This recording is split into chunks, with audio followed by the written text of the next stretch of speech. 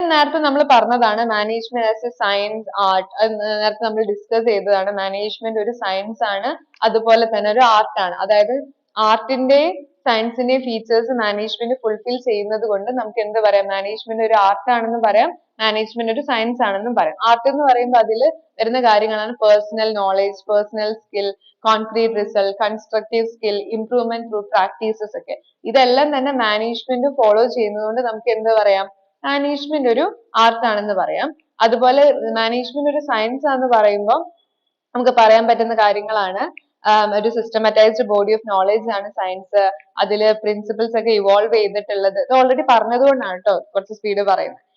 ഈ ഒരു പ്രിൻസിപ്പിൾസ് എല്ലാം ഇവോൾവ് ചെയ്തത് ഒത്തിരി എക്സ്പെരിമെന്റ്സിലൂടെ, ഒബ്സർവേഷൻസിലൂടെയാണ്. ആൻഡ് ഈ പ്രിൻസിപ്പിൾ എല്ലാം എക്സാക്ട് ആണ് എന്നൊക്കെ നമ്മൾ പറഞ്ഞിട്ടുണ്ട്. അപ്പൊ ഇതെല്ലാം മാനേജ്മെന്റ് ഫുൾഫിൽ ചെയ്യുന്നത് കൊണ്ട് നമുക്ക് എന്ത് പറയാം? മാനേജ്മെന്റ് ഒരു സയൻസ് ആണെന്നും പറയാം. ഇനി അടുത്ത ഇമ്പോർട്ടന്റ് ആയിട്ടുള്ള ഒരു ഏരിയ ആണ് management process or scope of management. Important ആണ്. ഇത് വളരെ ഇമ്പോർട്ടന്റ് ആണ്. മാനേജ്മെന്റ് ഒരു പ്രോസസ് ആണെന്ന് പറയുന്നുണ്ട്. അതിന്റെ സ്കോപ്പ് എന്താണെന്ന് നോക്കാം. മാനേജ്മെന്റ് എന്ന് പറയുമ്പോൾ ഒരു പ്രോസസ് ആണ്. കാരണം അതിൽ എന്തൊക്കെ വരുന്നുണ്ട്? മാനേജ്മെന്റ് പ്രോസസ് എന്ന് പറയുമ്പോൾ അതിൽ പ്ലാനിങ് വരുന്നുണ്ട്, ഓർഗനൈസിംഗ് ഉണ്ട്, സ്റ്റാഫിംഗ് ഉണ്ട്, ഡയറക്റ്റിംഗ് ഉണ്ട്, കൺട്രോളിംഗ് ഉണ്ട്. ഈ 5 കാര്യങ്ങൾ ഇത് വളരെ ഡീറ്റെയിൽഡ് ആയിട്ട് നമുക്ക് പഠിക്കാനുള്ള ഒരു കാര്യമാണ് കേട്ടോ. വളരെ ഇമ്പോർട്ടന്റ് ആണ്, ഡീറ്റെയിൽഡ് ആയിട്ട് പഠിക്കേണ്ട ഒരു കാര്യമാണ്. ഓക്കെ, സോ പ്ലാനിങ് എന്ന് പറയുമ്പോൾ അതാണ് ഒന്നാമത്തെ പ്രൈമസി എന്നാണ് വിളിക്കുക. Primacy of planning. അതായത് പ്ലാനിങ് ഇസ് നമ്മൾ പറയില്ലേ ഫസ്റ്റത്തെ അല്ലെങ്കിൽ എന്താ പറയാ ഒന്നാമത്തെ ഏറ്റവും ആരംഭത്തിലുള്ളതാണ് എന്ത് പ്ലാനിങ് എന്ന് പറയുന്നത്. സോ മാനേജ്മെന്റ് എന്ന് പറയുന്നത് ഇമ്പോർട്ടന്റ് ആയിട്ട് നമ്മൾ പഠിക്കേണ്ട കാര്യമാണ് പ്ലാനിങ്. ഫസ്റ്റ് ഫംഗ്ഷൻ ആണ് മാനേജ്മെന്റിന്റെ എന്ത് പ്ലാനിങ് എന്ന് പറയുന്നത്.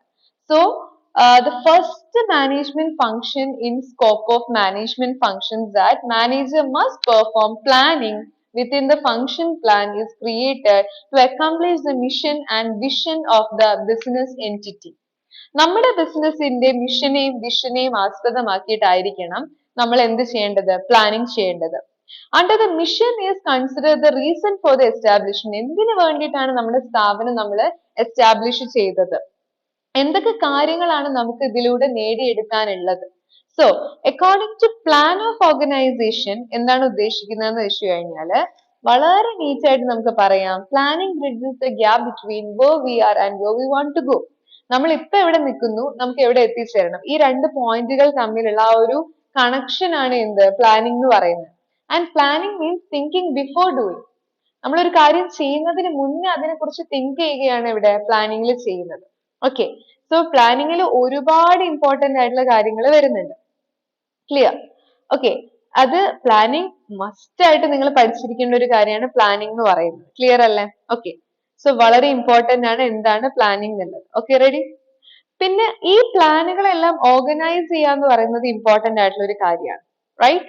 So the method of leading people is defined as വളരെ ഇമ്പോർട്ടന്റ് ആയിട്ട് നമ്മൾ പഠിച്ചിരിക്കേണ്ട ഒരു കാര്യമാണ്.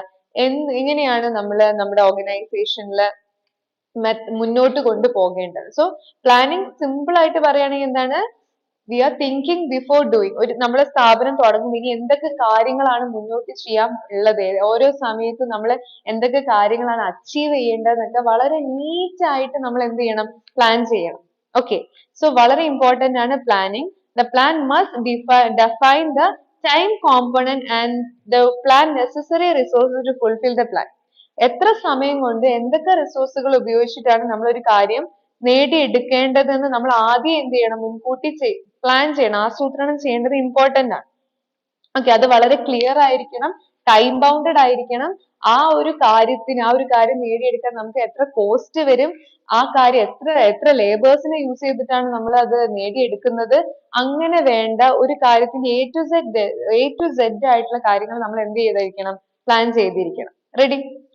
പിന്നെ നമ്മൾ ഇതിൽ പഠിച്ചിരിക്കുന്ന ഒരു കാര്യമാണ് ഓർഗനൈസിങ്.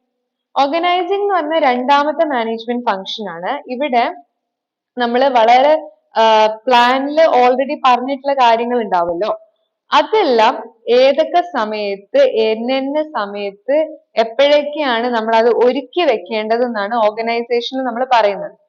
അതില് ഇപ്പോ ഒരുപാട് കാര്യങ്ങൾ ഉണ്ടാവും നമ്മുടെ സ്ഥാപനത്തിൽ ചെയ്യാൻ വേണ്ടിയിട്ട്. അതൊക്കെ ഓരോ സമയത്തായിരിക്കും ഉണ്ടാവും ചെയ്യാനുള്ളത്. അപ്പോ identify the work to be done. ആദ്യം. രണ്ട്, ഈ വർക്കുകളെല്ലാം അതിന്റെ സിമിലാരിറ്റീസിന്റെ സാമ്യതകളുടെ അടിസ്ഥാനത്തിൽ ഗ്രൂപ്പ് ആയി തിരിക്കണം. അതിനെ വിളിക്കുന്ന പേരാണ് ഡിപ്പാർട്ട്മെന്റേഷൻ. എന്നിട്ട് ഈ ഓരോ ഗ്രൂപ്പിന് അല്ലെങ്കിൽ ഡിപ്പാർട്ട്മെന്റിന് അതിൻ്റെതായിട്ടുള്ള ഡ്യൂട്ടീസ്, റെസ്പോൺസിബിലിറ്റീസ്, അതോറിറ്റി, പവർ ഇതൊക്കെ ഡെലിഗേറ്റ് ചെയ്ത് കൊടുക്കുകയും വേണം. അതിനെ വിളിക്കുന്ന പേരാണ് എന്ത്? ഓർഗനൈസിങ് എന്ന് പറയുന്നത്. ഓർഗനൈസേഷൻ. ക്ലിയർ അല്ലേ? ഓക്കെ. മൂന്നാമത് പിന്നെ വരുന്നതാണ് സ്റ്റാഫിംഗ്. സ്റ്റാഫിംഗ് എന്ന് പറയുന്നത് നമ്മുടെ സ്ഥാപനത്തിൽ മൊത്തം നമ്മുടെ ഈ വർക്കുകളൊക്കെ ചെയ്തു തീർക്കാൻ എന്തോരം വർക്കേഴ്സിന് ആവശ്യമാണ്, ആ മാൻ പവർ നമ്മൾ എന്ത് ചെയ്യണം? പ്ലാൻ ചെയ്യണം. അതിനുശേഷം റിക്രൂട്ട്മെന്റ് നടത്തണം. ഈ റിക്രൂട്ട്മെന്റ് നടത്തിയ ആളുകളിൽ നിന്ന് സെലക്ട് ചെയ്യണം. ഈ സെലക്ഷൻ ചെയ്തിട്ടുള്ള ആളുകൾക്ക് പ്രോപ്പർ ആയിട്ടുള്ള അവർക്ക് ഓറിയന്റേഷൻ കൊടുക്കണം, അവർക്ക് ട്രെയിനിങ് കൊടുക്കണം, അവരുടെ പെർഫോമൻസുകൾ അപ്രൈസൽ നടത്തണം, അവരെ നല്ല രീതിയിൽ അവർക്ക് കോമ്പൻസേഷൻ കൊടുക്കണം, പിന്നെ ഇത് ഫോളോ അപ്പ് ചെയ്യണം. ഇത്രയും കാര്യങ്ങൾ വരുന്നതാണ് സ്റ്റാഫിംഗ്. സ്റ്റാഫിംഗിൽ റിക്രൂട്ട്മെന്റും സെലക്ഷനും ട്രെയിനിങ് ആൻഡ് ഡെവലപ്മെന്റ് ഒക്കെ വളരെ ഇമ്പോർട്ടന്റ് ആണ്. അതൊക്കെ നമ്മൾ ഡീറ്റെയിൽഡ് ആയിട്ട് തന്നെ പറയും. ഇത് ഞാനൊരു ഓവർവ്യൂ തരികയാണ് കേട്ടോ. അടുത്തത് ഡയറക്റ്റ്. ഡയറക്റ്റ് എന്ന് പറഞ്ഞാൽ എന്താണ്? അതൊരു ലീഡിങ് ഫംഗ്ഷൻ ആണ്. നമ്മുടെ സ്ഥാപനത്തിലെ എംപ്ലോയീസിനെ നമ്മൾ ഇൻസ്ട്രക്ട് ചെയ്യുക, ഗൈഡ് ചെയ്യുക, സൂപ്പർവൈസ് ചെയ്യുക, മോട്ടിവേറ്റ് ചെയ്യുക, ലീഡ് കൊടുക്കുക, അവരുമായിട്ട് നല്ലൊരു കമ്മ്യൂണിക്കേഷൻ ഉണ്ടാക്കുക. ഇതിനെയൊക്കെയാണ് എന്ത് വിളിക്കുക? ഡയറക്റ്റിംഗ് എന്ന് പറയുന്നത്. ഓക്കെ. ഇൻസ്ട്രക്ഷൻ കൊടുക്കുക, പ്രോപ്പർ ആയ ദിശാബോധം അവർക്ക് നൽകുക എന്നതാണ് ഡയറക്റ്റിങ്ങിനെ കൊണ്ട് ഉദ്ദേശിക്കുന്നത്. ദെൻ പിന്നെ അവസാനത്തതാണ് കൺട്രോൾ. 5 ഫംഗ്ഷൻ ഉണ്ട് കേട്ടോ. ഇത് ഓർഡർ തെറ്റിപ്പോയതാണ്. നിങ്ങൾ കാണുമ്പോൾ 4 തെറ്റി, പക്ഷെ ഇത് 5ാമത്തെയാണ് control. Controlling is a process of ensuring that എന്താണ് the guidelines activity towards some predetermined goals. നമ്മൾ ഓൾറെഡി പ്ലാനിങ്ങിൽ ഒത്തിരി കാര്യങ്ങൾ സെറ്റ് ചെയ്ത് വെച്ചിട്ടുണ്ടായിരുന്നു, ഇങ്ങനെ ചെയ്യണം അങ്ങനെ ചെയ്യണം എന്നൊക്കെ പറഞ്ഞിട്ട്. ആ കാര്യങ്ങളെല്ലാം നമ്മൾ പറഞ്ഞ പോലെ തന്നെ മുന്നോട്ട് പോകുന്നുണ്ടോ എന്ന് ഉറപ്പ് വരുത്തുന്ന ഒരു പ്രോസസ് ആണ് എന്ത്? കൺട്രോളിംഗ് എന്ന് പറയുന്നത്. കൺട്രോളിംഗിന്റെ സ്റ്റെപ്സ് വളരെ ഇമ്പോർട്ടന്റ്. ആദ്യം നമ്മൾ സ്റ്റാൻഡേർഡ് സെറ്റ് ചെയ്യും, അതിനുശേഷം ആക്ച്വൽ പെർഫോമൻസ് മെഷർ ചെയ്യും, പിന്നെ നമ്മൾ ആക്ച്വൽ പെർഫോമൻസും സ്റ്റാൻഡേർഡും തമ്മിൽ കമ്പയർ ചെയ്യും, എന്നിട്ട് എന്തെങ്കിലും തമ്മിൽ വ്യത്യാസം ഉണ്ടെങ്കിൽ അതിന് ഇനി എങ്ങനെ വ്യത്യാസം ഉണ്ടാവാതിരിക്കാനുള്ള കറക്റ്റീവ് ആക്ഷൻസ് നമ്മൾ എടുക്കും. ആ കാര്യങ്ങളാണ് എന്തിൽ വരുന്നത്? കൺട്രോളിംഗിൽ വരുന്നത്. അപ്പൊ എന്തൊക്കെയാണ് മാനേജ്മെന്റിന്റെ ഫങ്ഷൻസ്? ഏതൊക്കെയാണ്? That is planning, organizing, staffing, directing and controlling. വളരെ ഇമ്പോർട്ടന്റ് ആയിട്ടുള്ള ഏരിയ ആണ്. ബ്രീഫ് ആയിട്ടാണ് ഇതിൽ കൊടുത്തിട്ടുള്ളത്. നമുക്ക് വളരെ ഡീറ്റെയിൽഡ് ആയിട്ട് തന്നെ അത് പഠിക്കാനുണ്ട്. ഇപ്പൊ നിങ്ങൾ ഈ ഒരു ചാപ്റ്ററിൽ ഇത്രയൊരു ബ്രീഫ് ആയിട്ട് മാത്രം നോക്കിയാൽ മതി. ഓക്കെ. അങ്ങനെ ഈ ചാപ്റ്റർ റിലേറ്റഡ് ആയിട്ട് ചോദിക്കുള്ളൂ, പക്ഷെ ഡീറ്റെയിൽഡ് ആയിട്ട് മറ്റ് ചാപ്റ്റേഴ്സിൽ അത് പഠിക്കാനുണ്ട്. ക്ലിയർ അല്ലേ? പിന്നെ മാനേജ്മെന്റ് ആൻഡ് അഡ്മിനിസ്ട്രേഷൻ. കാണുമ്പോൾ നമുക്ക് ഒരുപോലെ തോന്നില്ലേ? മാനേജ്മെന്റും അഡ്മിനിസ്ട്രേഷനും രണ്ടും ഒന്നാണല്ലോ. പക്ഷെ അല്ല, രണ്ടും തമ്മിൽ കുറച്ച് വ്യത്യാസമുണ്ട്. ആ വ്യത്യാസങ്ങളാണ് നമ്മളൊന്ന് നോക്കാൻ പോകുന്നത്. Okay. Basis for comparison management എന്ന് പറയുമ്പോൾ രണ്ടും തമ്മിൽ കുറച്ച് വ്യത്യാസം വരുന്നുണ്ട്. Meaning and organized way of meaning of people, things of a business organization is called management. Management എന്ന് വെച്ച് കഴിഞ്ഞാൽ ഒരു organized way of managing people. ആളുകളെ നമ്മൾ ഒരു organized വേയിൽ മാനേജ് ചെയ്യുക എന്നതാണ് മാനേജ്മെന്റ് കൊണ്ട് ഉദ്ദേശിക്കുന്നത്. ഓർഗനൈസേഷനെയും ബിസിനസിനെയൊക്കെ നമ്മൾ ഒരു organized വേയിൽ ഓൾറെഡി പ്രീ ഡിറ്റർമൈൻ ചെയ്തിട്ടുള്ള രീതിയിൽ എന്ത് ചെയ്യുക? മാനേജ് ചെയ്ത് കൊണ്ടുപോകാം. എന്നാൽ the process of administrating is an organization by a group of people is known as administration. ഒരു ഗ്രൂപ്പ് ഓഫ് പീപ്പിളിനെ കൊണ്ട് നമ്മൾ സ്ഥാപനത്തിനെ ഓർഗനൈസ് ചെയ്ത് കൊണ്ടുപോകുക എന്നതാണ് അഡ്മിനിസ്ട്രേഷനിലൂടെ ഉദ്ദേശിക്കുന്നത്. ഓക്കെ. അപ്പൊ അതിന്റെ മീനിങ്ങും അതിന്റെ അതോറിറ്റി റോളും അതുപോലെ ഏരിയ ഓഫ് ഓപ്പറേഷനും അതിന്റെ അപ്ലിക്കബിൾ ടു അതുപോലെ ഡിസൈഡ്സും വർക്കും ഫോക്കസും കീ പേഴ്സണും എല്ലാം നമുക്ക് ഇതിൽ നോക്കാനുള്ളതാണ്. ഓക്കെ. സിമ്പിൾ ആണ്, വളരെ ഈസി ആയിട്ട് മനസ്സിലാക്കാൻ പറ്റുന്ന ഒരു ഏരിയ ആണ് മാനേജ്മെന്റ് അഡ്മിനിസ്ട്രേഷൻ തമ്മിലുള്ള ഒരു difference. First of all meaning നോക്കുകയാണെങ്കിൽ an organized way of managing people and things of business organization വിളിക്കുന്ന പേരാണ് എന്ത്? മാനേജ്മെന്റ് എന്ന് പറയുന്നത്. It's an organized way of managing people and things of a business organization.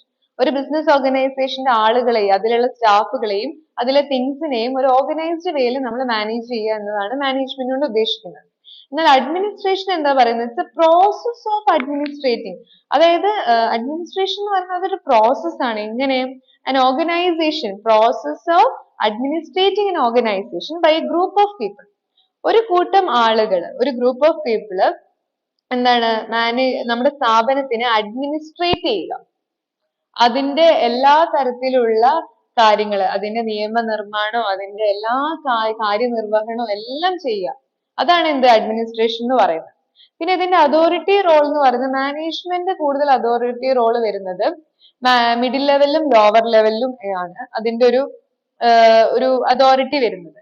എന്നാൽ administrative എപ്പോഴും top ലെവലിലായിരിക്കും. അപ്പൊ നിങ്ങൾക്ക് മനസ്സിലായല്ലോ ഏതിനാണ് കുറച്ചുകൂടെ പ്രാധാന്യം കൂടുതൽ, അത് അഡ്മിനിസ്ട്രേഷൻ ആണ്.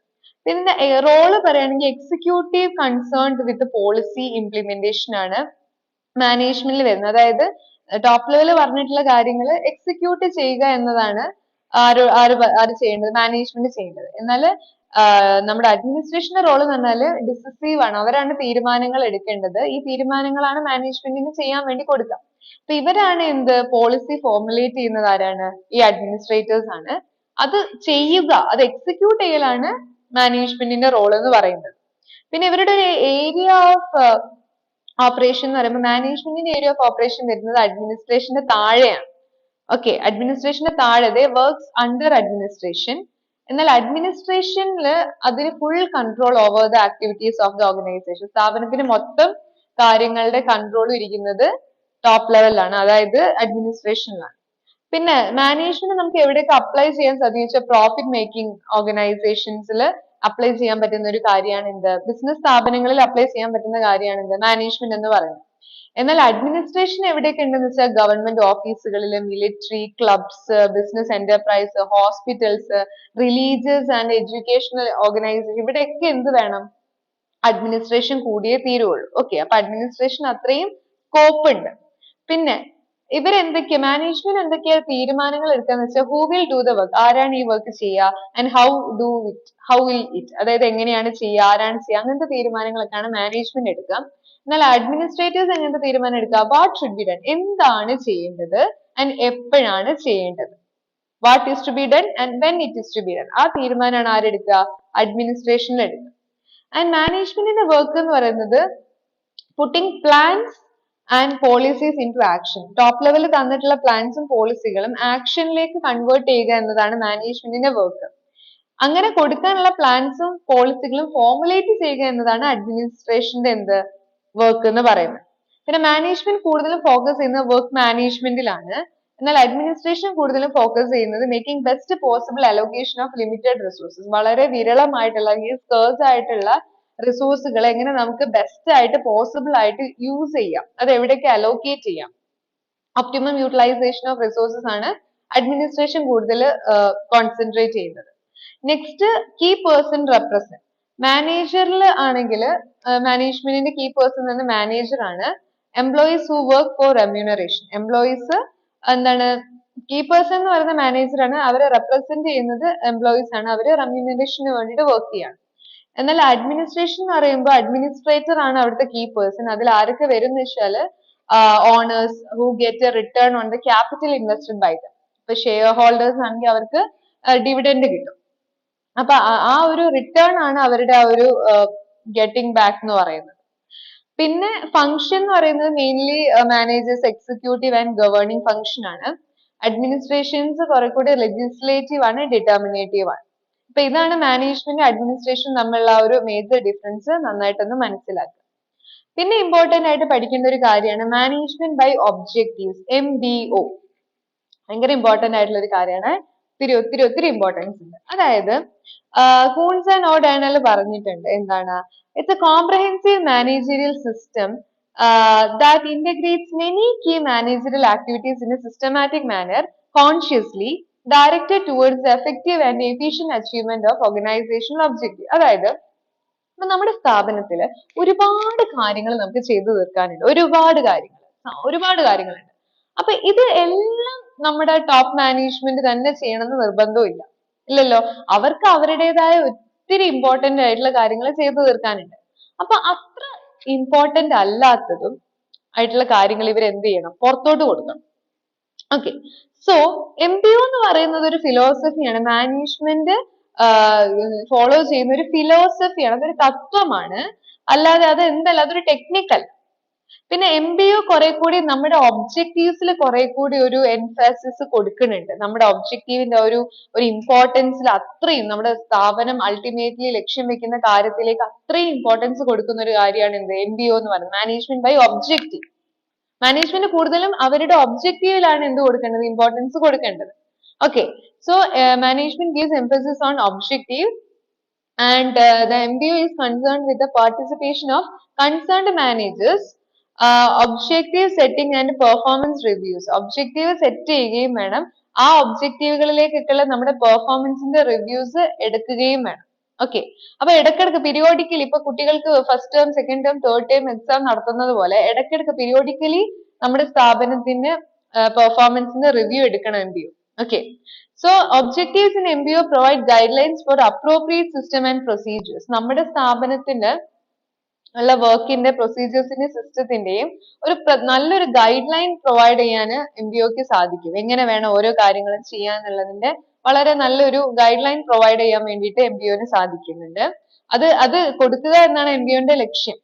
So MBO establishes a community of interest and shared a sense of vision among the managers. Managers തമ്മിലുള്ള ആ ഒരു അവരുടെ വിഷൻസ് ഒക്കെ ഷെയർ ചെയ്തുകൊണ്ടുള്ള ഒരു ഇൻട്രസ്റ്റ്, അവർക്ക് ഏതൊക്കെ ഏരിയാസിലാണ് നല്ല രീതിയിൽ നമ്മുടെ ഒബ്ജക്റ്റീവുകൾ നേടിയെടുക്കാൻ പറ്റുക, അവരുടെ ഒരു ഇൻട്രസ്റ്റ് എങ്ങനെയാന്നൊക്കെ ഇതിലൂടെ നമുക്ക് കണ്ടുപിടിക്കാൻ പറ്റുന്നുണ്ട്. അപ്പൊ എങ്ങനെയാണ് MBO സെറ്റ് ചെയ്യാന്ന് നമുക്കൊന്ന് നോക്കാം, ഇമ്പോർട്ടന്റ് ആണ്.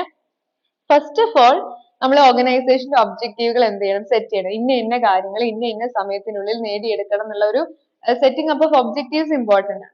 രണ്ട്, നമുക്ക് ഉള്ള key results, okay, identification of key results areas എന്ന് പറഞ്ഞ സംഭവമുണ്ട്. അതായത് നമുക്ക് എന്തൊക്കെ കാര്യമാണ് നേടിയെടുക്കേണ്ടത്, നമ്മുടെ എക്സ്പെക്ടേഷൻസ് എന്തൊക്കെയാണ്, നമ്മുടെ സ്റ്റേക്ക് ഹോൾഡേഴ്സ് എന്തൊക്കെയാണ് ആഗ്രഹിക്കുന്നത്, അവരുടെ പെർഫോമൻസ് ആൻഡ് പ്രോഫിറ്റബിലിറ്റി എങ്ങനെയാണ്, മാർക്കറ്റിൽ നമ്മുടെ സ്റ്റാൻഡിങ് എങ്ങനെയാണ്, നമ്മുടെ ഇന്നോവേറ്റീവ് ആയിട്ടുള്ള കാര്യങ്ങളൊക്കെ നമ്മൾ ചെയ്യുന്നുണ്ടോ, നമ്മുടെ പ്രൊഡക്ടിവിറ്റി എങ്ങനെയാണ്, നമ്മുടെ സോഷ്യൽ റെസ്പോൺസിബിലിറ്റീസ് ഉണ്ടോ, ഇതൊക്കെയാണ് അതിന്റെ കീ റിസൾട്ട് ഏരിയാസ് എന്ന് പറയുന്നത്.